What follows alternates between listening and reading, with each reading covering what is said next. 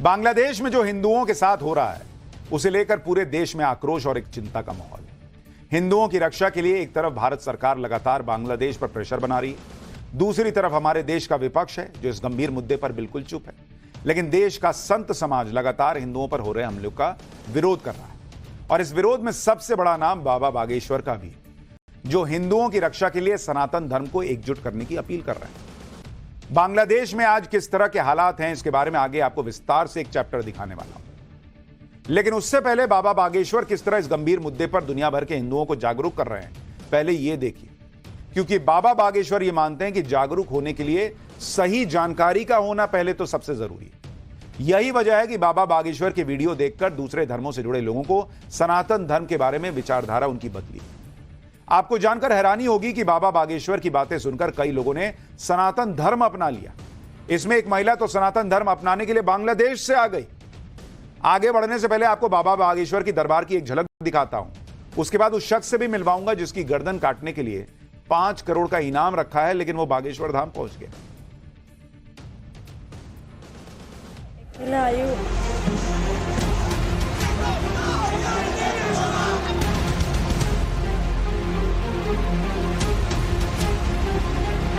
बांग्लादेश और पश्चिम बंगाल की तरह हिंदुओं को अब भागना नहीं है, जहां है वहीं जागना है। 9% मुस्लिम है, 1% हिंदू है। 1% वहाँ हिंदू। पर प्रश्न ये उठता है कि बांग्लादेश के हिंदू तो भारत में आकर के शरण ले लेते, पर और मेरे ऊपर 5 करोड़ गर्दन काटने का इनाम भी महाराज जी मुसलमानों ने रखा। कुछ दिन पहले बाबा बागेश्वर के दरबार में जितेंद्र नारायण सिंह त्यागी पहुंचे। कुछ समय पहले तक जितेंद्र त्यागी की पहचान वसीम रिजवी के नाम से थी और ये शिया वक्फ बोर्ड के पूर्व चेयरमैन रह चुके। लेकिन पिछले कुछ समय से वसीम रिजवी की जिज्ञासा सनातन धर्म को लेकर बढ़ने लगी और इससे ये बहुत प्रभावित हुए। इसके बाद वसीम रिजवी ने इस्लाम छोड़ा और सनातन धर्म को अपना लिया और जितेंद्र त्यागी बन गए। इन्होंने ऐसा क्यों किया, इसके बारे में इन्होंने बाबा बागेश्वर के दरबार में आकर जो बातें बताई उसे सुनकर आप भी हैरान रह जाएंगे। आज बागेश्वर धाम सरकार में मुझको आने का मौका मिला, एक नई ऊर्जा। मैं खुले दिल से बात ये बता दूं कि मैं महाराज जी को टीवी पे देखता रहता था, जब भी इनके प्रोग्राम आते थे मैं बड़े उससे देखता था, लेकिन मैं ये उम्मीद में था कि मैं कैसे यहाँ पे पहुंच जाऊं, कैसे बुलावा आ जाए। इस पिक्चर के माध्यम से ही बाबा ने हमको बुला लिया, महाराज जी ने बुला लिया, मेरी जिंदगी सफल हो गई।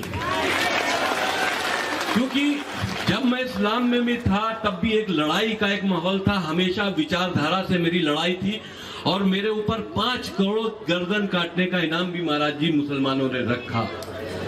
उसके बाद भी मैं डरा नहीं, उनकी विचारधारा से लड़ता रहा, ये बात कहता रहा कि काफिर कहकर किसी को मारना गुनाह है।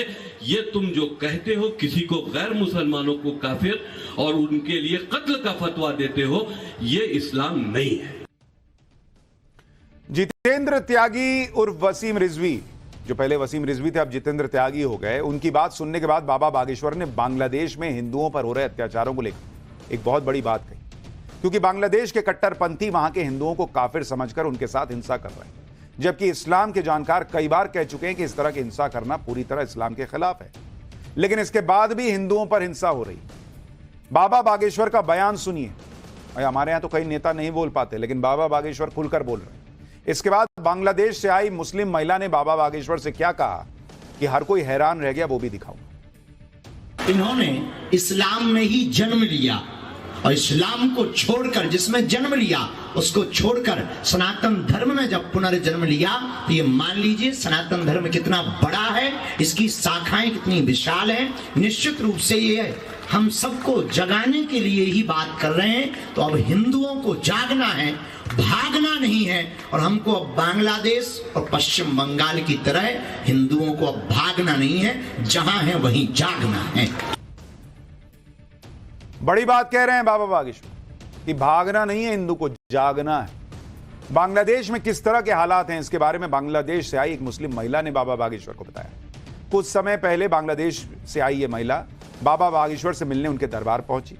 आपको जानकर हैरानी होगी कि यह महिला बांग्लादेश में राम नाम का जाप करती है और बाबा बागेश्वर के दरबार में आकर सनातन धर्म अपनाना चाहती थी। इसके बाद क्या हुआ आप खुद देखिए। आप भारत बाया प्लेन आई? मैंने अकेला आई हूँ, बस से आई हूँ, बाद में ट्रेन से आई हूँ। अच्छा, ट्रेन, बस, अकेला? अकेला मतलब अकेले? अकेले आई हूँ मैंने बंगला। कोई नहीं आया? तो वहाँ सनातन धर्म को मानते हैं लोग? नहीं मानते हैं। 99% मुस्लिम है, 1% हिंदू है। 1% वहाँ हिंदू। तो आप कितने दिन से देख रहे हैं यूट्यूब चैनल पर हमको? 7 महीने से। माइक आप नजदीक कर सकते हैं। 6-7 महीने से। 6-7 महीने से आप यूट्यूब पर देख रहे हैं। हाँ।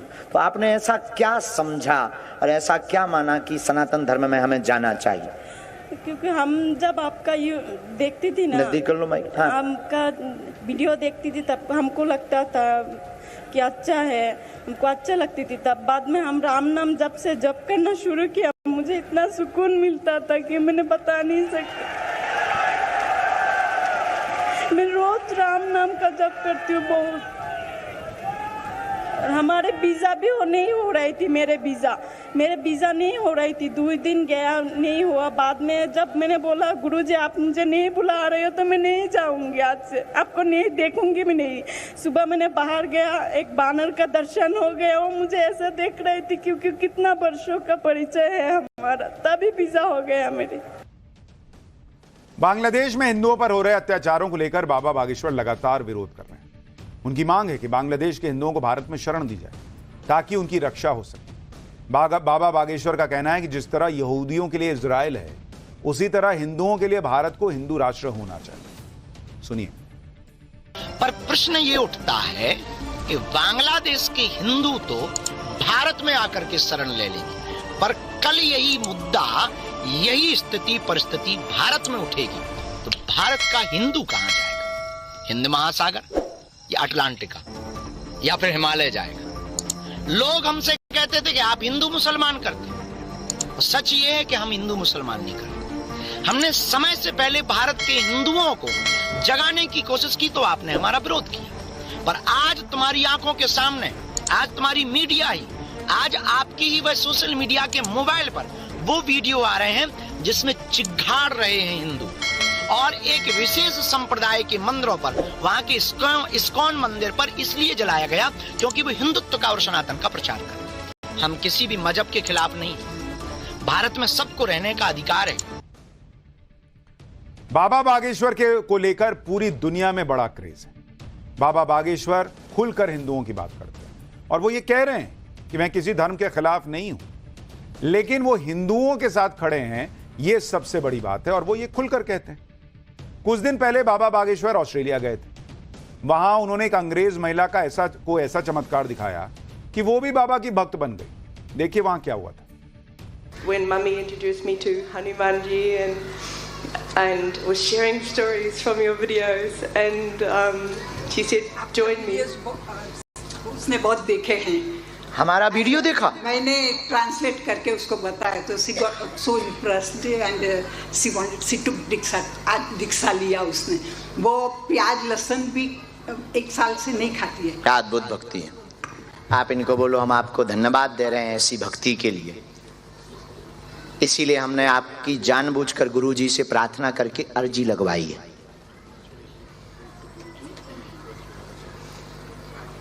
He listens. वो पूछ रही है, वो सुनते हैं।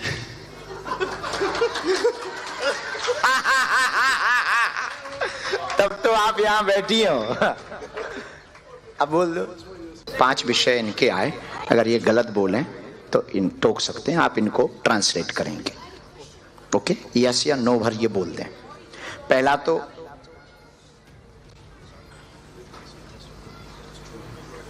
ओके, आप ट्रांसलेट करते जाना। पहला तो आया, आशीर्वाद चाहते हैं स्वास्थ्य के लिए।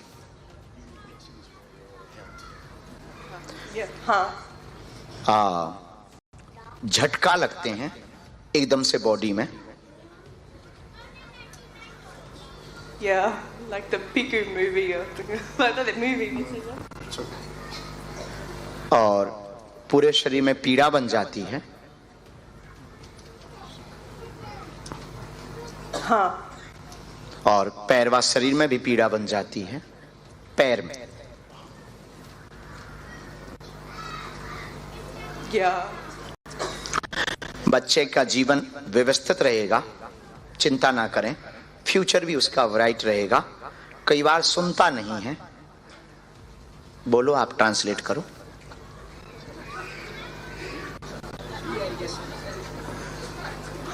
Yes, that is true. Yes. True?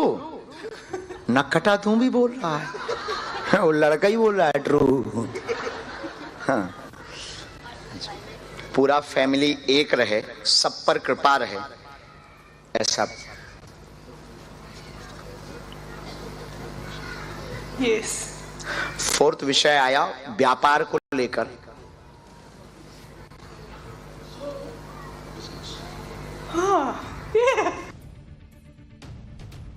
बाबा बागेश्वर जहां जाते हैं लोगों को चौंका देते हैं, लेकिन कोई अब ये सुनकर नहीं चौंकता कि वो हिंदुओं की खुलकर बात करते हैं। कांग्रेस और नेशनल कॉन्फ्रेंस के गठबंधन को बीजेपी ने बड़ा मुद्दा बनाने की तैयारी कर ली है। बीजेपी कल पूरे देश में प्रेस कॉन्फ्रेंस करने जा रही है। जम्मू कश्मीर में कांग्रेस और नेशनल कॉन्फ्रेंस के गठबंधन का बीजेपी विरोध करेगी।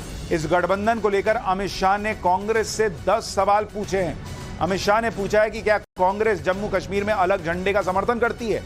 क्या अनुच्छेद 370 को कांग्रेस वापस लाने वाली है? ऐसे 10 सवाल अमित शाह ने पूछे हैं और बीजेपी अब इस गठबंधन को लेकर देश भर में प्रेस कॉन्फ्रेंस करने जा रही है।